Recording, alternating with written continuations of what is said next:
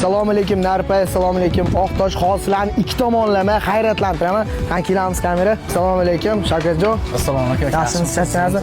Ikki tomonlama hayratlantiraman deganim Shavkatjon 2008-yil bo'lib turib, shunaqangi katta qozonlarda osh pishirib sotar ekan, ya'ni chempion oshni ana qilar ekan. Chempion oshda ishlar ekan, chempion oshni o'zi qilar ekan, to'g'rimi? To'g'ri. Qarang Shavkatjon, mana bu Jahongir akaning guruchlari haqida qisqacha fikringizni aytingchi. Jahongir aka guruchlar aka sifatli, juda ham ideal. Men boshlaganimdan beri shu guruchni ishlataman.